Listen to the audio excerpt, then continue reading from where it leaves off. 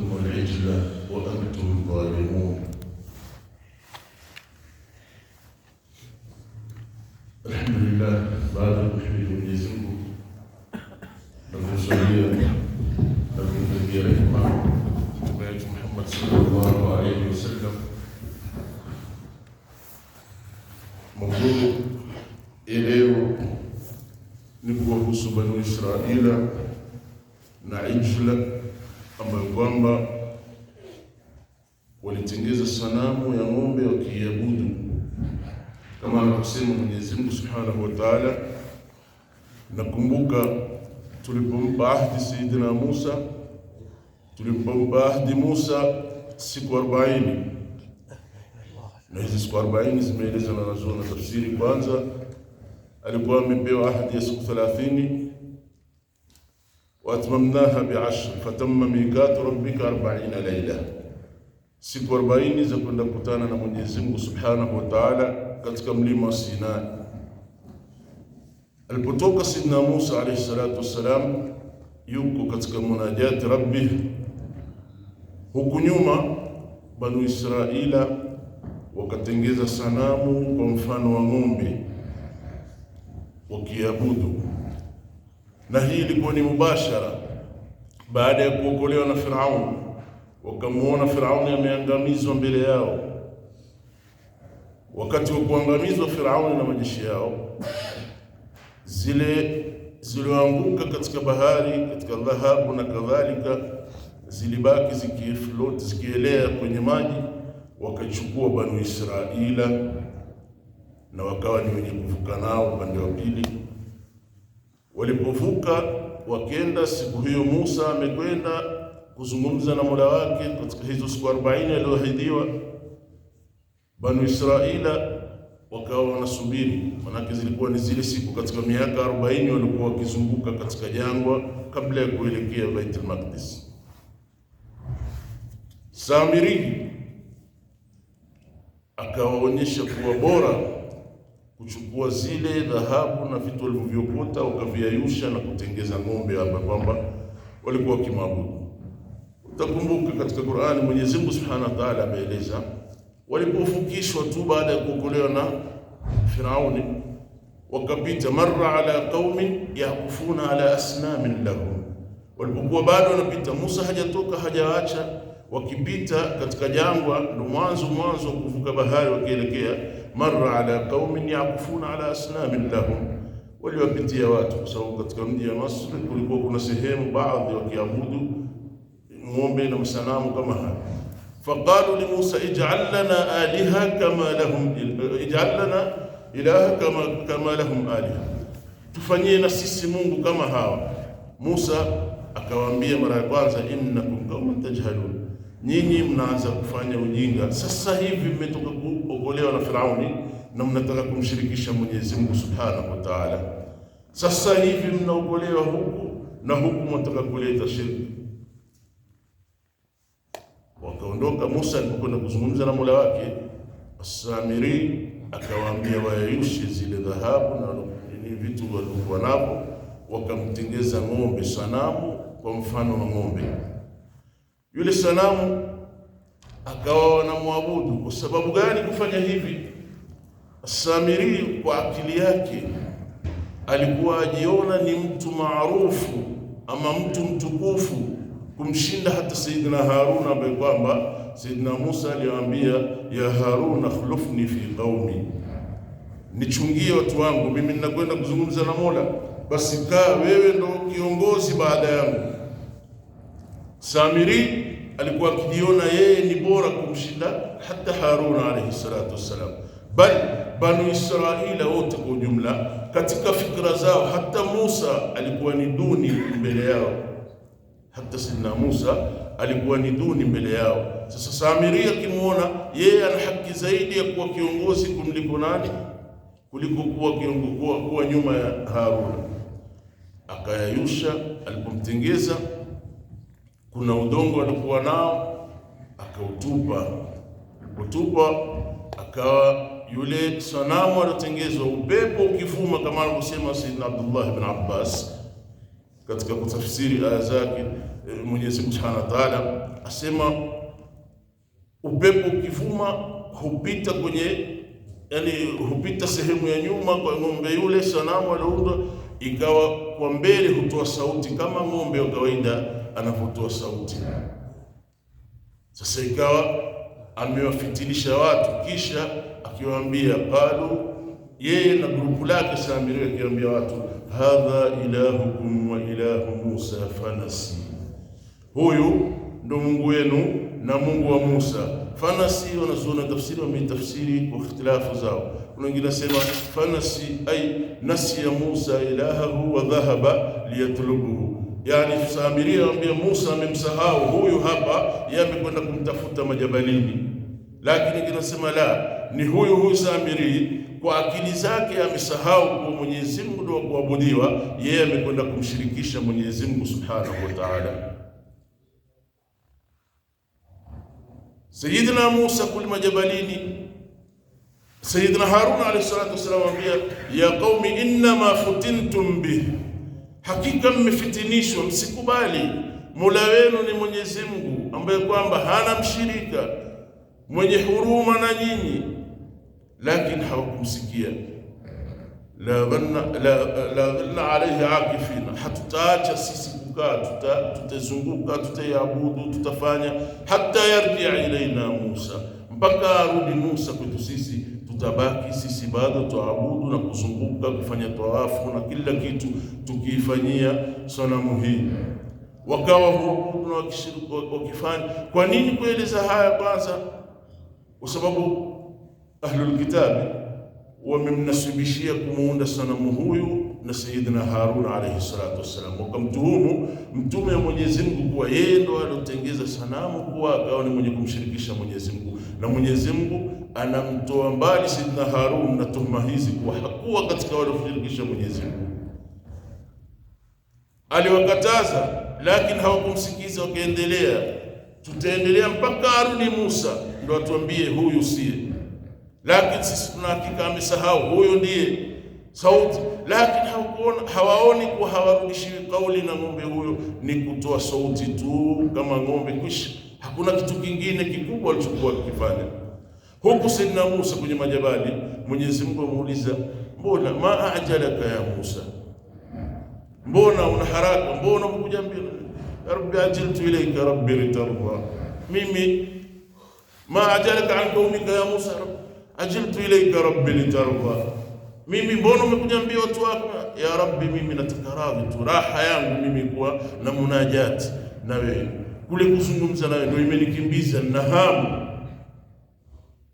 Mwenyezi Mungu amwambia, basi kada dhallahum Samiri, kule nyuma watu wako washapotezwa na Samiri, amewafanya wanaabudu sanamu. Sayyidina Musa ghadhabu, haraka amekimbia baada ya kuzungumza na Mola wake, mkimbia. Alikuwa ashapewa nuskha alwah, zile mbao suhuf amepewa Sayyidina Musa alayhi salatu wassalam, anakuja na sharia kwa watu wake. Akifika anawapata katika hali ile ya kuabudu ile sanamu ng'ombe. Sayyidina Musa kwa ghadhab, hata ile suhuf akaitupa, lauhi kavunjika vipande vipande, kwa kauli moja. Nyingine kwa ameitupa kwa hasira na kumshika ndugu yake, ma mana'aka idh ra'aytahum dhallu alla tattabi'ani afa asaita amri, mbona hukunifuata ulipoona wamekwenda huku, umeasi? Ala ya ibna la ta'khudh bi lihiyati wala bi ra'si inni khashitu an taqula farraqta bayna bani Israil. Ewe kijana cha mamangu, yani ndugu yangu, usinishike kwa ndevu wala kwa nywele zangu, usinisukume na kwa uchungu, sikuasi, sikuwa ni mushrik, bal hawa innal qauma istad'afuni wa qalu an yaqtulunani, hawa wamenidhaafisha, karibu kunipiga, walikuwa wataka kuniua, hasa kwa kuwakataza kufanya jambo hili la kumshirikisha Mwenyezi Mungu. Wamefanya balaa, wamenitesa, walikuwa wataka kuniua, hawakunisikiza. Nilipowakataza nikiwaambia, na Mwenyezi Mungu akatoa ushahidi, walaqad qala lahum Harun min qabl innama futintum bih. Harun alikuwa amewaambia, nyinyi mmefitinishwa tu, msifuate huko, lakini hawakumsikiza. la ta'khudh birasi wala bilihyati wala birasi. Mimi niliogopea utasema huyo amefarakanisha Banu Israila, amewaacha, amekwenda na kundi, amebaki na lingine, hawa wamebaki huku kwenye kuabudu. Kwa hivyo hilo ndio niloliogopea. Sayyidina Musa akamwambia Mwenyezi Mungu, rabbi ighfirli wa li akhi, nisamehe mimi na ndugu. Hatukuwa hana nia hiyo ya kushirikisha ya Rabbi. Hawa walikuwa kwenye ibada, sema mtapata adhabu kutoka kwa Mwenyezi Mungu Subhanahu wa Ta'ala. Walikuwa wakiabudu ile sanamu. Kisha kamuuliza, fama khatbuka ya Samiri, ni kwa nini ulifanya hili? Sababu gani ilikupelekea? Samiri amwambia Sayyidina Musa, basurtu bima lam yusiru bihi wa qabadtu qabdatan min athar ar-rasuli fanabadhtuha wa kadhalika sawalat li amri.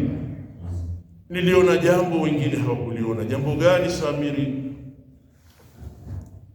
Niliona jambo ambalo wengine hawakuliona. Mufassirina ameeleza huyo Musa Samiri alipozaliwa wakati ule Firauni anaua watoto katika mji wa Masri, kama mama yake Sayyidina Musa alivyokuwa akihofia, akamweka kwenye kitanda, yani tabuti, kwenye kikapu kile na kumweka kwenye mto. Sayyidina Musa akapita mpaka kuchukuliwa na Firauni. Basi mama yake Samiri aliogopea na akamtupa majabalini, akamficha kwenye pango. Alipozaa ni mtoto wa kiume, kugopea asiwawe, akampeleka kwenye pango.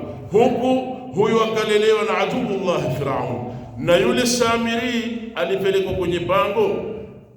Jibril alayhi salatu wassalam akawa huja akimlisha na kumpa chakula mpaka akawa mtu mzima.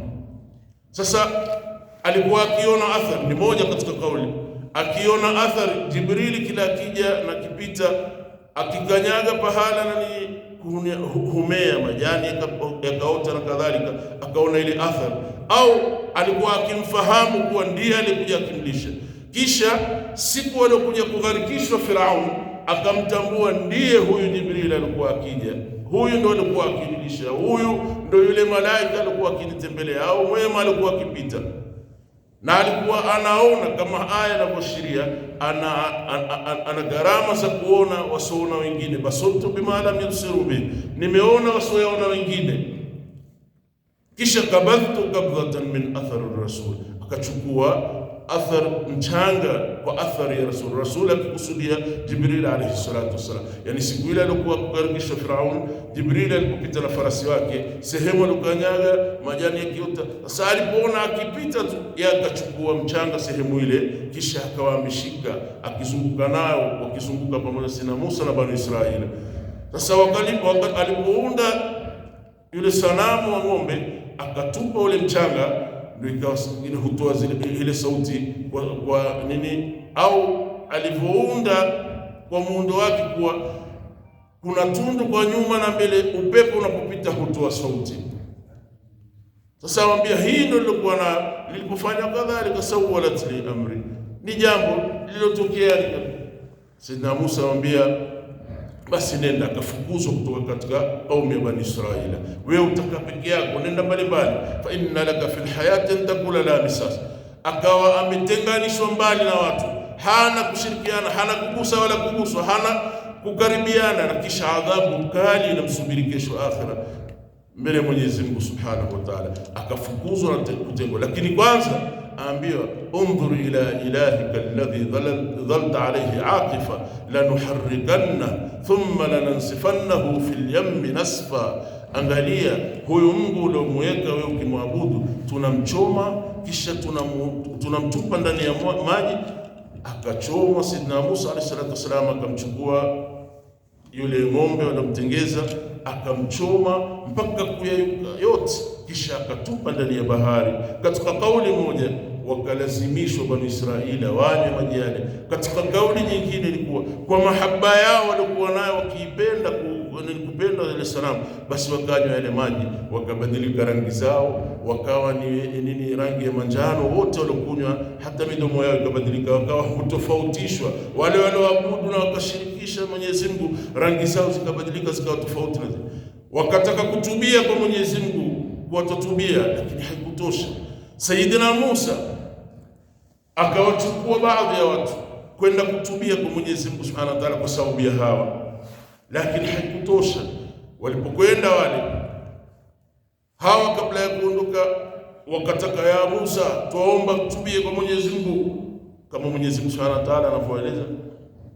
Sayyidina Musa anambia, innakum zalamtum anfusakum biittikhadhikum al-ijla fatubu ila bari'ikum faqtulu anfusakum dhalikum khairun lakum inda bari'ikum fataba alaykum. Tauba yenu ni kujiua nafsi zenu, kujiondosha uhai wenu, ndio mtakubaliwa tauba. Mufassirina wasema iliamka siku, wale ambao kwamba walikuwa wazuri wameamka tu kujipata na mapanga yao, kisha au yani wale walikuwa wamshirikisha Mwenyezi Mungu Subhanahu wa Ta'ala, kukaja nzi wengi wakazuia baina yao, ikawa mtu hamtambui alikuwa karibu yake, wakauawa wote walikuwa wakimshirikisha Mwenyezi Mungu, wengi wao wakafa siku moja peke yake 1070 kama ilivyokuja katika akwali za mufassirin. Walikuwa wakimshirikisha Mwenyezi Mungu hawa wala waabudu sanamu 1070 kwa siku moja peke yake, wakafa na kuangamizwa wengi. Sayyidina Musa akachagua ulama 70 katika Bani Israila kwenda kukutana na Mwenyezi Mungu. Akhtara Musa limikatina 70 rajula, alichagua watu 70 ulama katika watu wazuri kwenda kukutana na Mwenyezi Mungu Subhanahu wa Ta'ala. Alipoondoka na watu hao wakifika, kauli ni nyingi za mufassirina, walisikia maneno ya Mwenyezi Mungu au walikurubia zaidi na Sayyidina Musa alayhi salatu wassalam, lakini hawakutosheka. Ndio uone ukaidi wa Bani Israila walipofanya na Mwenyezi Mungu vitimbi vao, ndio sababu ya kuelezwa sana kiswa chao katika Qur'ani. Hawakuridhika kuwa wamesikia sauti au wamefika pahala pale wakamuona Musa amegubikwa kwenye nuru, kwa sababu kulikuwa kuna kama kuna nguzo ambayo kwamba hutoa nuru. Sayyidina Musa akifika hufunikwa na ile nuru, ikawa hakuna mwenye kuweza kumuona. Hawakutosheka, wambia arina Allaha jahra, tuonyeshe Mungu, tushafika mpaka hapa, wewe bado tuonyeshe jahra, tumuone hivi wazi wazi. Fa akhadhatuhum ar-rajfa au fa akhadhatuhum as-sa'ika, wote wakapigwa 70, wote wakaangamizwa kwa sababu ya kutaka. Na Mwenyezi Mungu anambia, nyinyi mmeona maswali yenu, kad salu Bani Israila akbaru min dhalik, Bani Israila walikuwa kiuliza makubwa, arina Allaha jahra, tuonyeshe Mungu wazi wazi Musa. Mwenyezi Mungu Subhanahu wa Ta'ala akawa ni wenye kuangamiza wote na kuwamaliza. Lakini ilikuwa ni kisa cha kuwa hawa wamechukua ng'ombe wakamfanya Mungu, na bado mpaka leo kuna baadhi huchukua wakafanya Mungu, na imekuwa ni dini kadimi. Watu kabla walikuwa wakifanya na wengine. Ijl imetajwa katika Qur'ani mara 11, mara 7 ni kukemewa kitendo hiki walichokifanya Bani Israila, mara 9 katika hizo 11 ni kukemewa kitendo hiki walichofanya Bani Israila cha kumjenga sanamu kama ng'ombe na kuabudu. Amma mara 2 ni kwa utukufu na uzuri alofanya Sayyidina Ibrahim alayhi salatu wassalam, jaa bi'ijlin hanid wa jaa bi'ijlin samin. Mwenyezi Mungu katika surati Hud akaeleza ijlin hanid nini, ng'ombe ambaye amechomwa amashwihi, ametayarishwa vizuri zaidi kutayarishwa kwa wageni wake, na ijlin samin alikuwa amewanda mzuri, si ng'ombe alokonda konda, la ni nzuri kwa kuliwa. Inshallah tutamzungumza kwa ziada kesho Sayyidina Ibrahim na ijli wake. Ijl umetajwa mara 2 kwa kunasibishwa na mitume wawili, Sayyidina Musa na Sayyidina Ibrahim. Sayyidina Musa kwa kukasirikiwa na kukemewa watu wake kwa kufanya ibada ya shirki, na Sayyidina Ibrahim kwa kuwakirimu mitume na malaika walikuwa wamempitia kumpa bishara iliyokuwa njema. اللهم أرنا الحق حقا وارزقنا اتباعه وأرنا باطلا باطلا وارزقنا اجتنابه. اللهم اجعلنا ممن يستمعون القول فيتبعون أحسنه. يا مقلب القلوب ثبت قلوبا على دينك، يا مصرف القلوب صرف قلوبا على طاعتك. اللهم انفعنا بالقرآن وأمنا بالغفران واشملنا بالإحسان. يا عزيز يا رحمن انفعنا بالقرآن العظيم واجعله لنا إماما ونورا وهدى ورحمة.